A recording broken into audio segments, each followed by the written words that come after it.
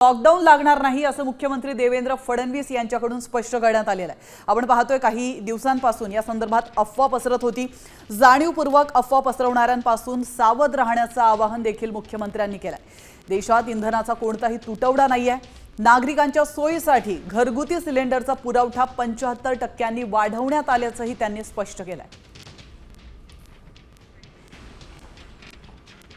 जाणीवपूर्वक काही लोक आपल्या देशामध्ये संभ्रम पसरवत आहेत। तो संभ्रम पसरू देऊ नये। लॉकडाऊन लागेल वगैरे असल्या गोष्टी सांगितल्या जात आहेत।